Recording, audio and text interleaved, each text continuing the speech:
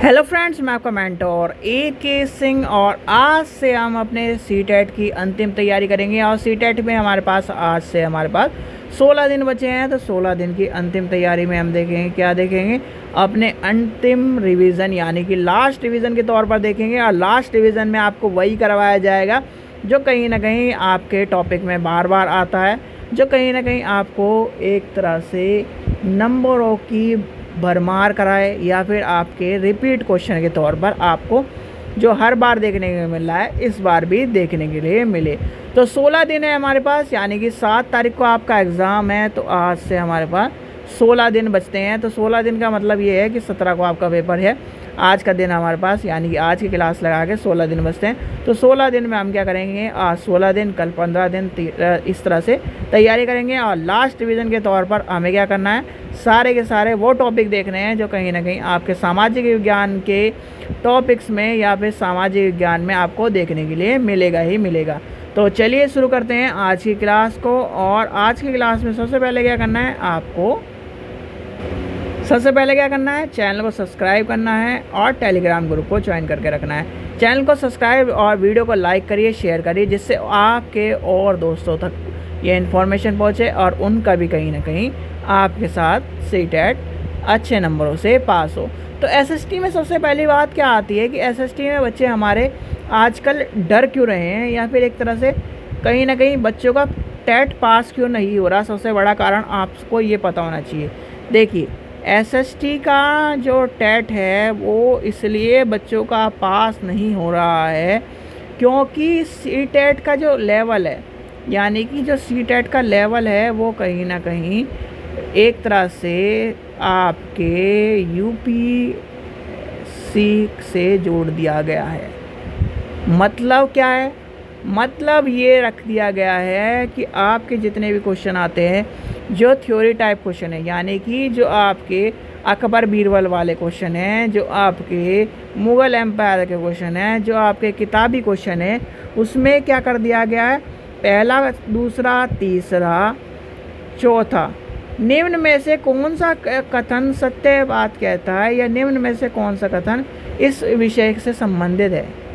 अब यहाँ पर क्वेश्चन क्या आ गया, यहाँ पर क्वेश्चन क्या हो गया, क्वेश्चन का पैटर्न ही बदल गया।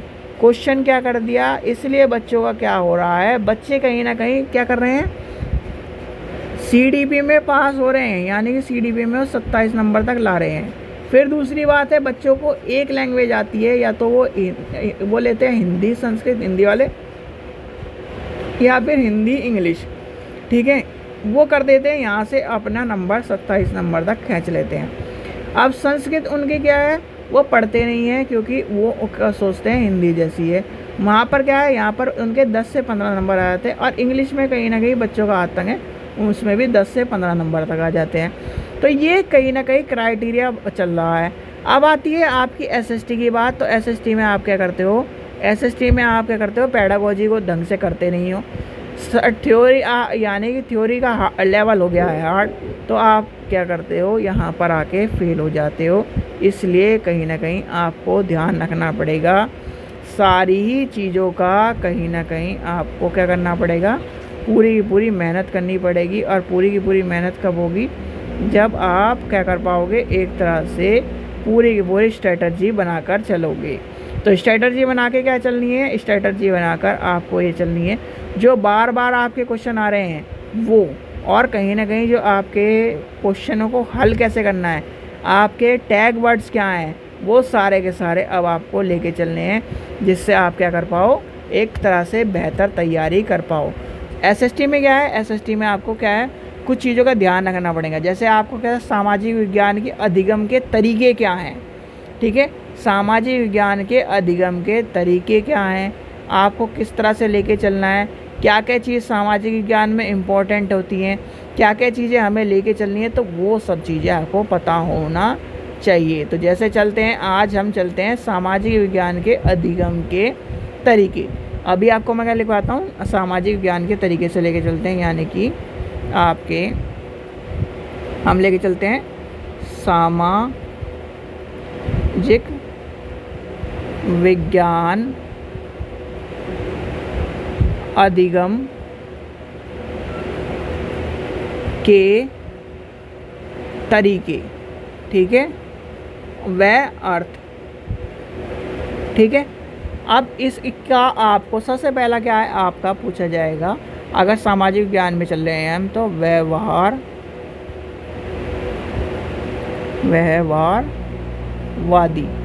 तो व्यवहारवादी क्या है? व्यवहारवादी क्या होते हैं? व्यवहारवादी होते हैं सीमित कौशल। ध्यान से देख लेना, इस तरह क्वेश्चन आपको मिलते हैं। और तथ्यों का संचय।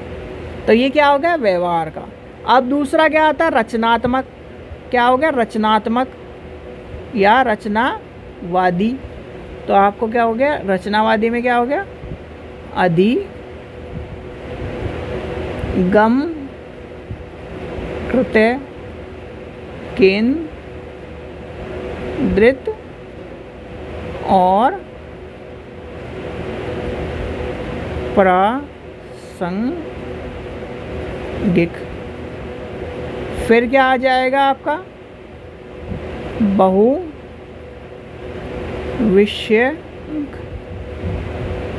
उपागम। इसमें क्या आएगा? विषय हमेशा स्वतंत्र होते हैं, ठीक है। अब लास्ट और क्या आपका आ जाता है, आपको पता होना चाहिए, जो क्वेश्चन आपसे पूछा जाता है वो है, इसमें आपका आ जाता है अंतर या अंतर विषय उपागम। अब ये क्या है? यानी कि इंट्राडिसिप्लिनरी, यानी कि आप क्या कर रहे हो? एसएसटी में क्या पढ़ रहे हो? आप क्या कर रहे हो? ज्योग्राफी पढ़ रहे हो, आप क्या पढ़ रहे हो? हिस्ट्री पढ़ रहे हो, आप क्या पढ़ रहे हो? सिविक्स भी पढ़ रहे हो। तो कहीं ना कहीं एक का दूसरे के साथ आपको लेके चलना है, यानी कि तालमेल। जैसे पॉलिटिकल और हिस्ट्री क्या है? समकालीन तौर पर पढ़े जाते हैं। हम क्या करते हैं? समकालिक ज्ञान से सहायता करना। तो ये आपको पता होना चाहिए। इस तरह के क्वेश्चन आपको क्या मिलते हैं? आपके एसएसटी में क्या मिलते हैं? देखने के लिए मिलते हैं। अब आपसे एक क्वेश्चन पूछा जाएगा, अगर आप क्या हो? अगर आप एसएसटी के टीचर हो, क्या हो? एसएसटी के टीचर हो, तो एसएसटी के टीचर को तौर पर, या फिर आपके सामाजिक विज्ञान के टीचर के तौर पर, आपके जो मेन टूल्स हैं, जो महत्वपूर्ण चीज़ें हैं, वो क्या क्या होंगी? अब महत्वपूर्ण चीज़ क्या होगी? आप एसएसटी के टीचर हो तो आपको क्या होना चाहिए भाई? आपके पास मैप भी होना चाहिए, ठीक है। आपको क्या है? महत्वपूर्ण में क्या आएगा? मैप भी आएगा। ये महत्वपूर्ण चीज़ें हैं। अगर आपसे कभी क्वेश्चन पूछा जाए कि एसएसटी के टीचर के लिए महत्वपूर्ण सामग्री या महत्वपूर्ण चीज़ें क्या है?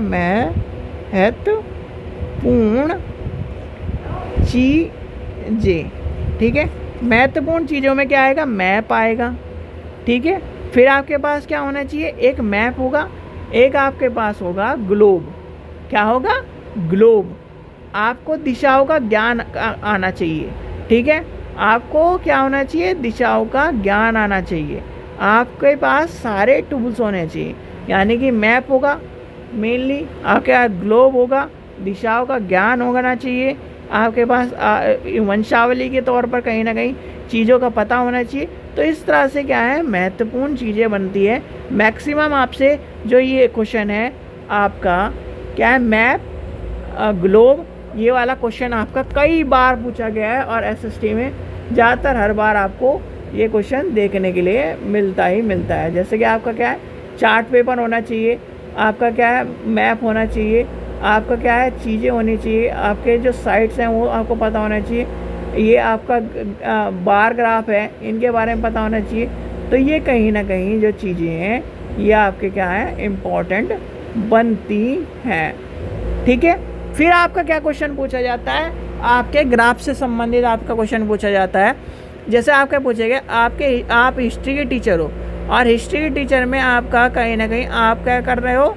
एक एम्पायर को यानी कि एक राजवंश का उदय को दिखा रहे हो, या फिर आप एक राजवंश के जो चक्र है, या फिर आप मान लीजिए आप विद्यार्थियों को मान लीजिए मुगल के बारे में बता दे, मुगल राजवंश के उदय के बारे में बता रहे हो, या मौर्य राजवंश के उदय के बारे में बता रहे हो, विद्यार्थियों को पढ़ाना चाहते हो, तो आपको यानी कि आपको क्या करना पड़ेगा, आपको उनकी टाइमलाइन पढ़ानी पड़ेगी। यानी कि जैसे आप क्या हो, आप ए व्यक्ति हो, ठीक है, आपके पिता क्या हैं, A1, ठीक है, उनके पिता क्या थे, A2, इस तरह चलते चल जाएंगे। या फिर आप क्या हो, यानी कि आप ए व्यक्ति हो, आपसे पहले A+, ठीक है, फिर A++, तो इस तरह से कहीं ना कहीं आपको पता होना चाहिए। ये क्या है, आपसे क्वेश्चन पूछा जाता है जब वंशावली के बारे में क्वेश्चन आता है, लिख लीजिए क्वेश्चन, ये क्वेश्चन आपसे पूछा जाता है, कई बार आपको इम्पोर्टेंट है, यानी कि इम्पोर्टेंट के तौर पर पता होना चाहिए।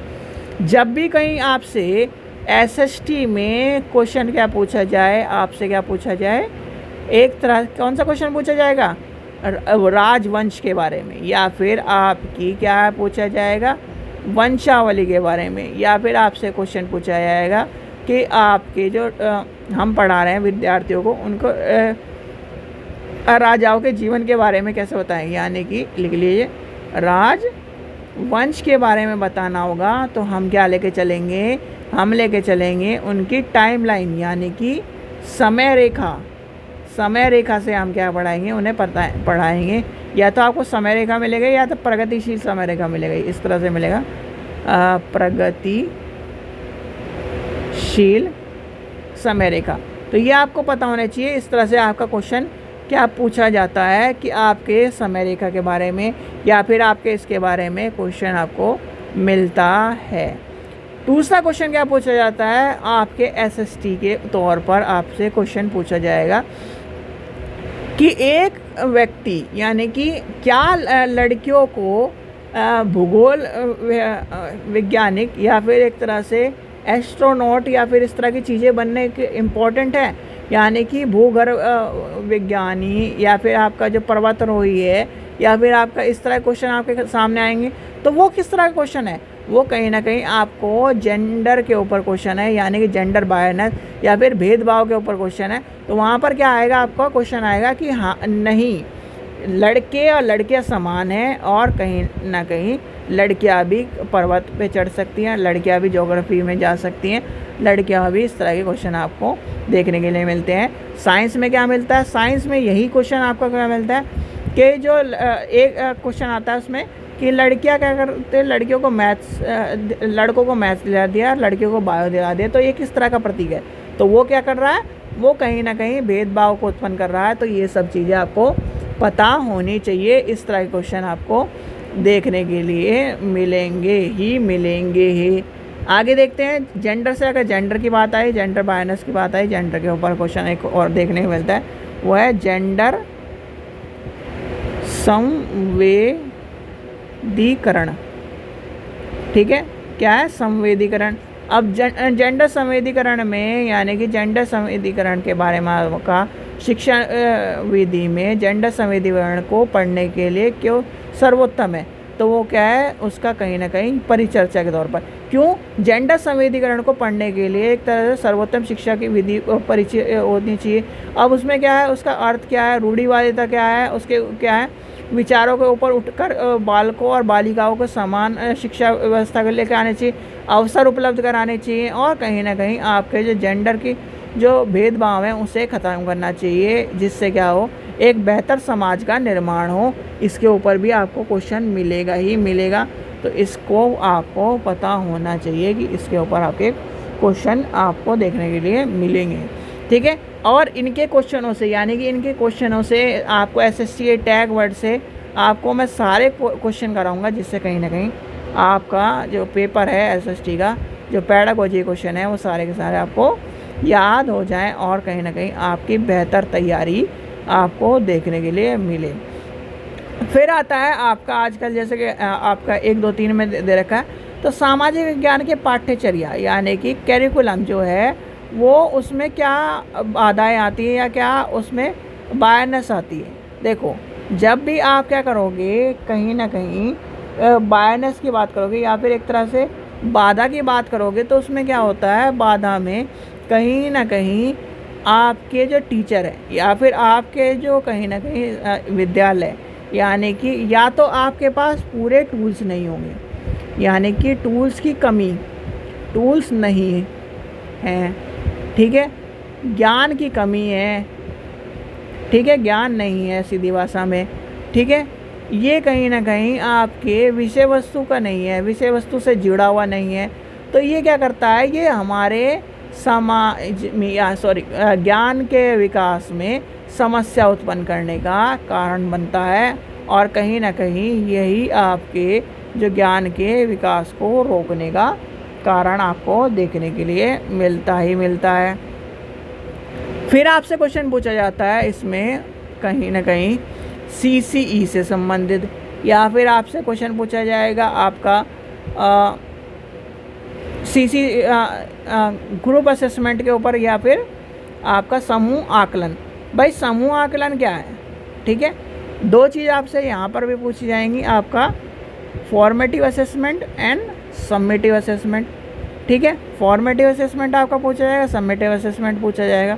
अब ये बताइए, टर्म एंड एग्ज़ाम क्या है, फॉर्मेटिव असेसमेंट है, टर्म एंड एग्ज़ाम यानी कि आपका या समेटिव असेसमेंट है, तो आपका क्या हो जाएगा, ये हो जाएगा फॉर्मेटिव असेसमेंट। तो आपको पता होना चाहिए, जब आप समेटिव असेसमेंट जब आपके साल के आखिरी में, यानी कि जब आपको पढ़ा दिया उसके बाद आपका टेस्ट लिया जा रहा है, इसमें आपका कोई भी मौका नहीं होता। इसमें क्या होता है, ये होता है एक तरह से स्कूल यानी क्लासरूम टेस्ट होता है। इसमें क्या है, आपको पुनः एक तरह से अपने आप को साबित करने का मौका मिलता है, जो कि आपका बनता है मौका कब, आपके समेटिव असेसमेंट में। इसके ऊपर आपको क्वेश्चन देखने के लिए मिलता ही मिलता है। फिर आपका आ जाता है पोर्टफोलियो, ठीक है, क्या आता है, पोर्टफोलियो, ठीक है, इसे हिंदी में लिख देते हैं पोर्टफोलियो,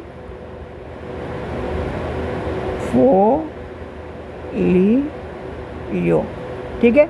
ये क्या है, पोर्टफोलियो क्या होता है, एक तरह से कहीं ना कहीं ये क्या करता है, एक अच्छे विद्यार्थी की तरह से यानी कि तरह से डिज़ाइन करा जाता है। पोर्टफोलियो उद्देश्यपूर्ण होता है, एक व्यवस्थित होता है, और कहीं ना कहीं विद्यार्थी की जो एक तरह से उसके कार्य हैं, उसकी गतिविधियां हैं, उसके प्रतिबंध हैं, उसके कहीं ना कहीं जो चीज़ें हैं, विद्यार्थी के एक लंबे समय की अवधि में काम के संचय को या फिर एक तरह से काम को देखा जाता है। जैसे कि रिपोर्ट कार्ड होता है, रिपोर्ट कार्ड में क्या है, पूरे उसका देखा जाता है, तो पोर्टफोलियो भी इस तरह के क्या करता है, एक तरह की फाइल होती है जिसमें कहीं ना कहीं बालक की पूरी उपलब्धि, बालक के गुण, यानी कि बालक के जो शैक्षणिक और गैर शैक्षणिक सभी तरह की जानकारी आपको क्रमबद्ध मिलती है। क्या होती है, शैक्षणिक यानी कि शैक्षिक और गैर शैक्षिक जानकारी मिलती है। ये क्या है आपका, ये क्या है, रिपोर्ट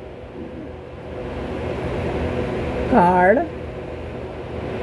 की तरह, ठीक है। तो ये आपको पता होना चाहिए क्या है, रिपोर्ट कार्ड की तरह होता है, ठीक है। तो ये क्वेश्चन कहीं ना कहीं आपको सारे के सारे SST में याद कर लेने हैं। ये क्वेश्चन आपको बार बार देखने के लिए मिलेंगे, हर बार देखने के लिए मिलेंगे, और कहीं ना कहीं आपके एग्ज़ाम में देखने को मिलते ही मिलते हैं, ठीक है बच्चों। चलिए, आशा करता हूँ आपको वीडियो पसंद आई होगी। वीडियो पसंद आई तो लाइक करें, चैनल को सब्सक्राइब करें और वीडियो को ज़्यादा से शेयर करें। कल फिर हम एक और टॉपिक लेकर हाजिर होंगे, यानी कि कल आपको और टॉपिक करवाएंगे जो आपके बार बार आपको देखने के लिए मिलते हैं और कहीं ना कहीं आपको हर बार एग्ज़ाम में आते ही आते हैं। चलिए, थैंक यू।